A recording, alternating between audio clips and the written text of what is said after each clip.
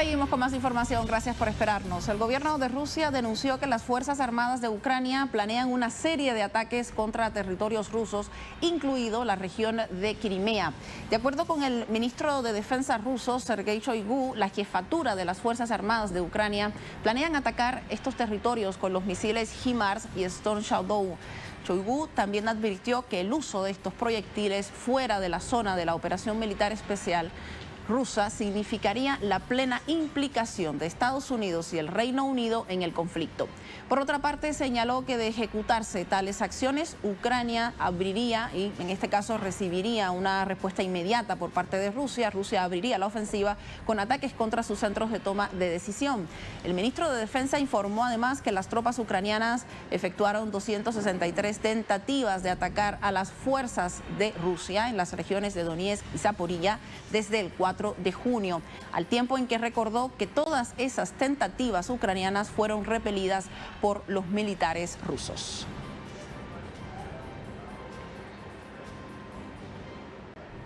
Analizamos este tema con nuestro invitado. Él es Daniel Seizo, periodista y militante del Comité Galego de Solidaridad Internacional llamado Mar de Lumes, a quien le damos la bienvenida. Daniel, muy buenos días, gracias por acompañarnos.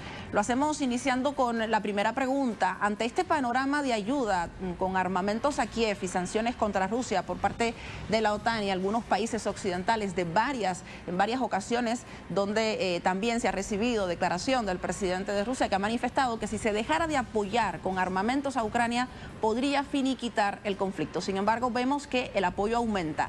En su consideración, ¿hacia dónde se dirige este conflicto con el apoyo constante de Estados Unidos, países occidentales, Reino Unido también incluido en este tema? ¿Hacia dónde va el conflicto? ¿Cuál es, en su mirada, el camino que está tomando este conflicto? Buen día. Bien, la realidad parece mostrarse sobre el terreno y esto nos lleva a ver que la contraofensiva ucraniana tan cacareada, tan anunciada durante tantos meses en estas primeras semanas ha resultado ser un fracaso absoluto. Ucrania está utilizando a sus tropas, a su propia población como unos elementos totalmente descartables, los están mandando totalmente a la muerte. Esto es insostenible a lo largo del tiempo y parece que la moral de sus propias tropas parece a resentirse seriamente. Pero tal y como Rusia señala, mientras Occidente siga enviando armamento, mientras siga enviando material militar al régimen de Kiev, parece poco probable que el conflicto llegue a una solución a corto plazo. Rusia está llevando una táctica militar que, bajo mi punto de vista, parece brillante. Está consiguiendo desgastar poco a poco a Ucrania, no está arriesgando la vida de sus propios soldados y está teniendo una paciencia que se está mostrando sobre el terreno como eficaz. Si Occidente dejase de enviar suministros militares, dejase de presionar a Kiev para que siguiera adelante en esta guerra, podría llegar a su fin en poco tiempo, quizás en pocos meses. Pero tenemos que ver si a este punto Occidente quiere realmente entrar en razón, quiere sentarse a negociar con Rusia y poder llegar a una solución, a la firma de la paz, o si seguirá manteniendo esta farsa. Nuestro sentido común nos llevaría a pensar que ya han muerto demasiadas personas, que se sabe que Kiev no podrá ganar de modo alguno esta guerra y que por tanto Occidente tendría que sentarse a negociar. Pero también estamos acostumbrados a ver cómo Occidente puede mantener farsas a lo largo del tiempo y incluso cuando se demuestran inútiles. Tuvimos el ejemplo de ese falso gobierno comandado por Guaidó en Venezuela, cuando ya todo el mundo no lo tenía en consideración, cuando parecía una farsa absoluta, cuando incluso llegamos a puntos de ridículo. Occidente siguió manteniendo esa apuesta hasta que la realidad se impuso y tuvo que darle la espalda. Personalmente creo que el régimen de Zelensky está en este mismo camino. Es cuestión de tiempo saber cuándo Occidente ya no podrá seguir manteniendo esta farsa y cuando su sentido del ridículo llegará a un punto final.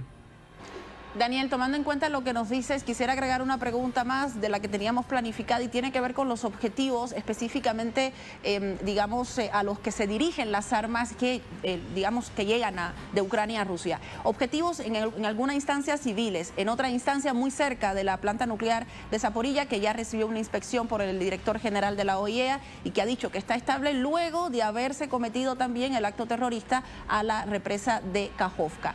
Estos objetivos que estamos viendo que evidentemente están afectando directamente a Rusia, pero también podría afectar a civiles y a otros espacios de esta zona que incluirían territorio ucraniano.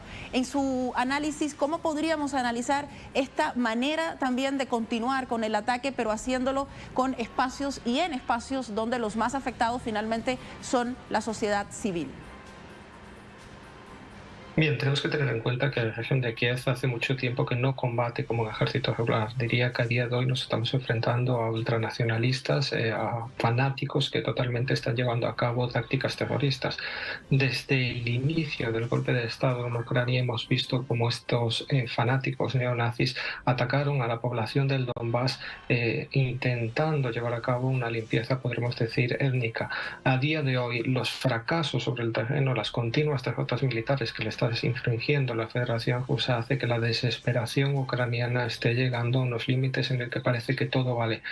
Tal y como habéis señalado muy bien al principio de esta información, el uso de los misiles Storm Shadow, los HIMARS, contra territorio ruso, y aquí incluimos a Crimea y también a las repúblicas del Donbass, sería un paso adelante en este conflicto que implicaría formalmente ya a Reino Unido y a Estados Unidos. Creo que este es un peligro que tanto Washington como Londres no deberían llegar a correr.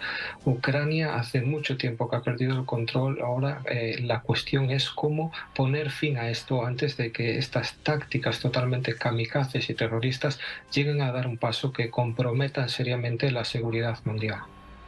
Sin duda alguna, y en ese sentido también sería interesante analizar cómo ello repercute directamente en el ámbito económico desde los países occidentales, pero también desde el mismo Estados Unidos, con procesos de recesión y con quiebres de banco.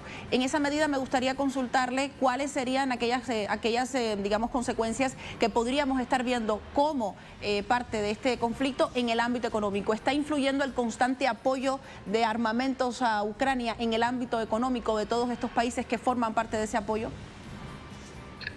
Aquí señalaría dos factores en cierta medida diferentes, pero que están relacionados entre sí.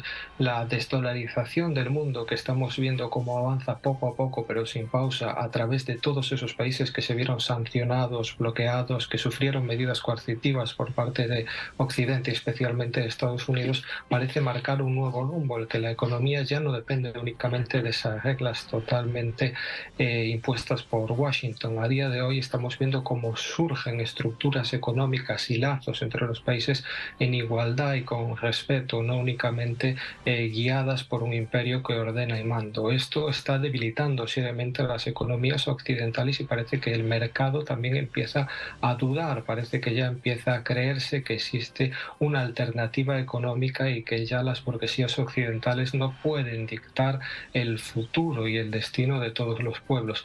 Y esto repercute también muy seriamente en la propia clase trabajadora europea, estadounidense. Tenemos que tener en cuenta los resultados electorales que estamos viendo en Europa, con un auge de la extrema derecha que viene acompañado de la depauperación de las clases trabajadoras. Mientras se siguen enviando tanques, defensas antiaéreas y misiles a Ucrania que terminan siendo pues una chatarra humeante muy cara en el campo de batalla, las clases trabajadoras están viendo cómo están sufriendo recortes, cómo se recorta en sanidad, en educación, cómo hay cada vez más desahucios, como las cestas de la compra, fruto de la inflación, cada vez resultan más inaccesibles para los trabajadores.